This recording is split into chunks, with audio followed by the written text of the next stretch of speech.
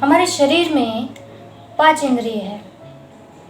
कान, आँखें, नाक, त्वचा और जीभ। सबके कार्य भिन्न भिन्न हैं। आँखों से देखना, कान से सुनना, नथनी से श्वास लेना, त्वचा से स्पर्श करना और जीभ से स्वाद लेना। पर प्रकृति ने हमें 2 आँखें, 2 कान, 2 नथनी और त्वचा के लिए पूरा शरीर दिया, पर जीभ एक ही दी, क्योंकि प्रकृति चाहती है कि हम देखें अधिक, ध्यान अधिक अर्जित करें, बोले कम, क्योंकि अधिक बोलना नाश को निमंत्रण देता है। जिस इंसान के पास धन, संपत्ति, मान होता है, वो किसी का आदर नहीं करता। अपने से नीचे के स्तर के लोगों का मजाक उड़ाता है, उन्हें खुद से कम समझता है, हीन समझता है। परंतु मनुष्य ये नहीं जानता कि उससे भी शक्तिशाली कोई अस्तित्व है, समय।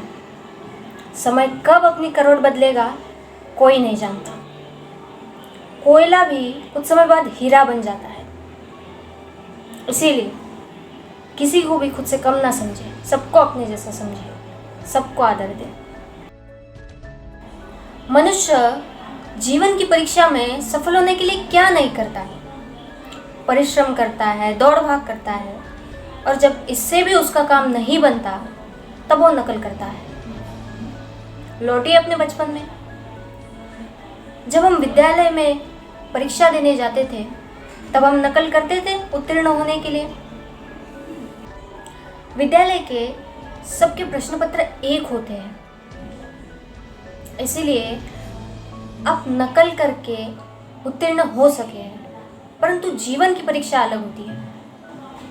हर इंसान का जीवन अलग है, उसकी समस्याएं अलग है, उसकी कठिनाइयां अलग है। इसीलिए स्वयं के प्रश्नों का उत्तर स्वयं ढूंढिए, और तब सफलता आपकी ही है।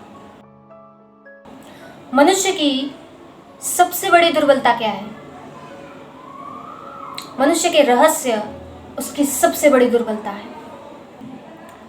मनुष्य चाहे कितना भी शक्तिशाली हो, कितना भी प्रबल हो, पर उसके रहस्य उसे कमजोर बना देते हैं, दुर्बल बना देते हैं। इसीलिए अपने रहस्य किसी को ना बताएं, ना मित्र को, ना शत्रु को, क्योंकि समय बढ़ने पर कब कौन शत्रु बन जाए ये कहना संभव नहीं।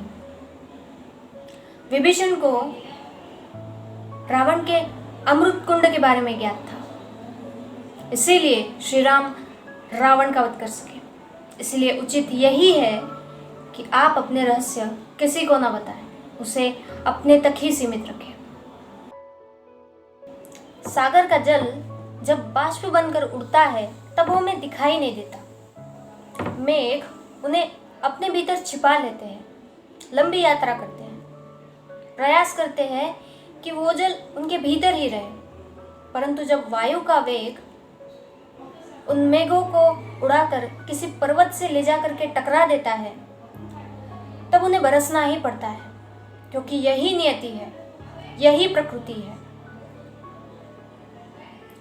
जल को सागर में जाके मिलना ही है। ठीक हमारे साथ भी ऐसा ही होता है। मन के मेघों में चाहे हम जितना भी छिपाने की कोशिश कर लें, पर समय की आंधी उसे वास्तविकता से टकराकर हमारे समक्ष ले ही आती है। जिस भय के कारण हम सत्य को छुपाते हैं, उसे सामने नहीं लाते, वो सत्य एक दिन हमारे समक्ष आकर खड़ा हो जाता है और हम उसका सामना नहीं कर पाते। तब हम लाचार हो जाते हैं, क्योंकि हमने तैयारी ही नहीं की होती है कि हम उसका सामना कर सकें। इसीलिए सत्य छुपाए नहीं, सत्य को टाले भी नहीं। गर्व, अभिमान और अहंकार तीनों सुनने में एक से ही लगते हैं, पर इनका अर्थ भिन्न है। तीनों का प्रारंभ प्रेम से होता है, खुद से प्रेम। परिश्रम मन में गर्व को जन्म देता है। सफलता अभिमान जगाती है, परंतु जब ये भावना अहंकार बन जाती है तब ये समस्या बन जाती है, क्योंकि सबसे बुरा अंत एक अहंकारी का होता है। तो कैसे समझे कि आप में अहंकार आया है? जब भी आप में दूसरों को नीचा दिखाने की भावना आए तब समझ जाना कि आप में अहंकार आया है, और इस अहंकार को आपको खुद ही हटाना पड़ेगा। इसका विनाश आपको खुद ही करना पड़ेगा। हम हमेशा शक्तिशाली इंसान के सामने झुकते हैं। हम उनसे विवाद नहीं करना चाहते। मानती हूँ कि आप विवाद टालते हैं, लेकिन आपके भय के कारण आप अन्याय में सम्मिलित हो जाते हैं।